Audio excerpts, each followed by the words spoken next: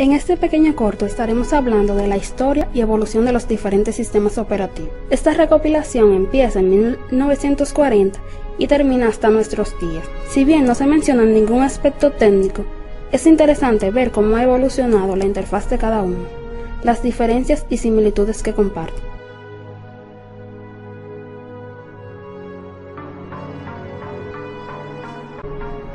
Concepto de sistema operativo. Un sistema operativo es un programa o conjunto de programas de computadora destinado a permitir una gestión eficaz de sus recursos.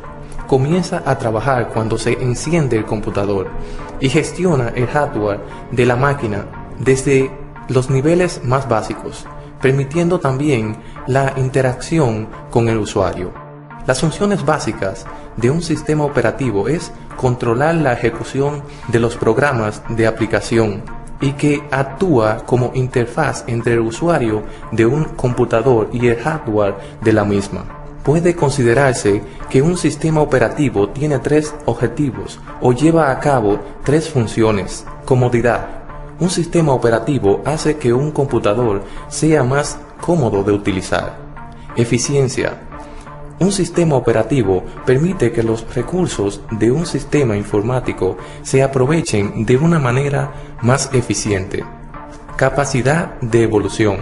Un sistema operativo debe construirse de modo que permita el desarrollo efectivo, la verificación y la introducción de nuevas funciones en el sistema, y a la vez no interferir en los servicios que brinda. A continuación se van a tratar estos tres aspectos de los sistemas operativos: historia y evolución. Todo empezó en la década de los 40. A finales de los años 1940, con lo que podríamos llamar la aparición de la primera generación de computadora, se accedía directamente a la consola de la computadora, desde la cual se actuaba sobre una serie de microinterruptores que permitía introducir directamente el programa en la memoria de la computadora. En realidad, al existir tan pocas computadoras, todos podían considerarse prototipos y cada constructor lo hacía sin seguir ningún criterio predeterminado. En aquel entonces no existían los sistemas operativos y los programadores debían interactuar con el hardware del computador sin ayuda externa. Esto hacía que el tiempo de preparación para realizar una tarea fuera considerable. Además, para poder utilizar la computadora debía hacerse por turno. Para ello, en muchas instalaciones se rellenaba un formulario de reserva en el que se indicaba el tiempo que el programador necesitaba para realizar su trabajo. En aquel entonces, las computadoras eran máquinas muy costosas, lo que hacía que estuvieran muy solicitadas y que solo pudieran utilizarse en periodos breves de tiempo.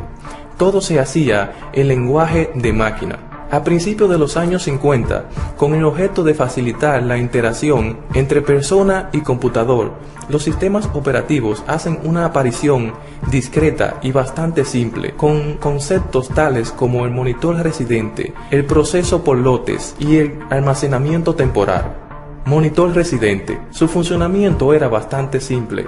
Se limitaba a cargar los programas a la memoria, leyéndolos de una cinta o tarjeta perforada, y ejecutarlos. Procesamiento por lotes. Este agrupaba los trabajos en lotes en una misma cinta o conjunto de tarjetas, de forma que se ejecutaran uno a continuación de otro, sin perder apenas tiempo en la transición. Almacenamiento temporal. Su objetivo era disminuir el tiempo de carga de los programas.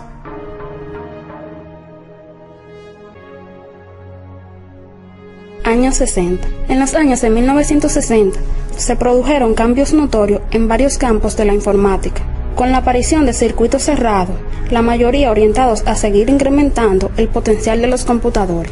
Para ello se utilizaron técnicas de lo más diversas. Multiprogramación.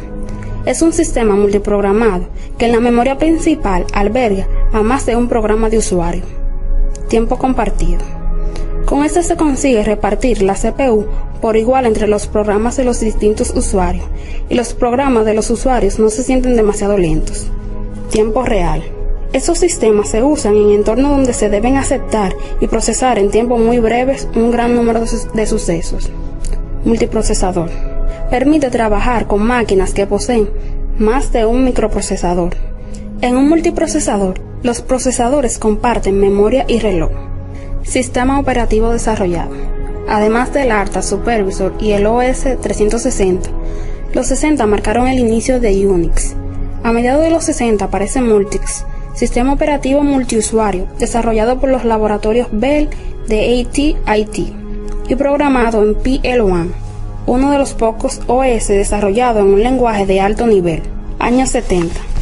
Debido al alcance de la electrónica, pudieron empezar a crearse circuitos con miles de transistores en 1 centímetro cuadrado de silicio, lo que llevaría pocos años después a producirse los primeros sistemas integrados. Esta década se podría definir como la de los sistemas de propósito general, y en ella se desarrollan tecnologías que se siguen utilizando en la actualidad. Es en los años 70 cuando se produce el boom de los mini ordenadores y la informática se acerca a niveles de usuario. En lo relativo a lenguajes de programación, es de señalar la aparición de Pascal y C, el último de los cuales se creó específicamente para reescribir por completo el código del sistema operativo Unix, convirtiéndolo en uno de los pocos sistemas operativos escritos en un lenguaje de alto nivel. Inconveniente de los sistemas existentes. Se trataba de sistemas grandes y costosos, pues antes no se había construido nada similar y muchos de los proyectos desarrollados terminaron con costos muy por encima del presupuesto y mucho después de lo que se marcaba como fecha de finalización. Otro de los inconvenientes es el gran consumo de recursos que ocasionaban, debido a los grandes espacios de memoria principal y secundaria ocupados, así como el tiempo de procesador consumido. Características de los nuevos sistemas. Para solventar los problemas antes comentados, se realizó un costosísimo trabajo para interponer una amplia capa de software entre el usuario y la máquina. Sistemas operativos desarrollados. Multics. Originalmente era un proyecto cooperativo liderado por Fernando Cobarto del IBM con General Electric y los laboratorios Bell, que comenzó en los 60, pero los laboratorios Bell abandonaron en 1969 para comenzar a crear el sistema Unix. Fue uno de los primeros sistemas operativos de tiempo compartido. El hecho de que años después IBM eligiera para su PC a MS-DOS supuso su mayor fracaso, por lo que acabó desapareciendo. En los años 80, con la creación de los circuitos LSI, integración a gran escala, chips que contenían miles de transistores en 1 centímetro cuadrado de silicio, empezó el auge de ordenadores personales. En esto se dejó un poco al lado el rendimiento y se buscó más el sistema operativo que fuese más amigable, surgiendo menús e interfaces gráficas. Esto reducía la rapidez de las aplicaciones, pero se volvían más prácticos y sensibles para los usuarios. En esta época siguieron utilizándose lenguajes ya existentes como SmartTAF o C, y nacieron otros nuevos de los cuales se podrían destacar el C++ y el XF. En esta escena, 2 sistemas operativos eran los mayoritarios: el Microsoft DOS, escrito por la Microsoft para la IBM PC, y otros computadores que utilizaban la CPU Intel 80-8 y sus sucesores. Y por último, la Unix, que determinaba y estaba en gran escala con los ordenadores personales, que hacía el uso del Motorola 68000. El Apple Macintosh lanzó su producción en enero de 1984 al precio de $2.495. Muchos usuarios, al ver que estaban completamente diseñados para funcionar a través de una interfaz gráfica y acostumbrados a la línea de comando, lo asumieron y compraron. Microsoft DOS se compró en 1981 un sistema operativo llamado QDOS, que tras de realizar algunas y pocas modificaciones, se convirtió en la primera versión de Microsoft DOS. A partir de aquí, se sucedieron una serie de cambios hasta llegar a la versión 7.1, a partir del cual Microsoft DOS dejó de existir como tal y se convirtió en una parte integrada del sistema operativo en Windows. Microsoft Windows, familia de sistemas operativos, propietarios y desarrollados por la empresa de Software Microsoft Corporation y fundada por Bill Gates y Paul Allen, todos ellos tenían en común el estar basados en una interfaz gráfica de usuario, basada en el paradigma de ventanas. Las versiones de Windows que han aparecido hasta el momento se basaban en dos líneas separadas de desarrollo que finalmente convergen en una sola con la llegada de Windows XP. La primera de ellas conformaba la apariencia de un sistema operativo, aunque realmente se ejecutaba como línea de comando, así como lo hacía MS-DOS.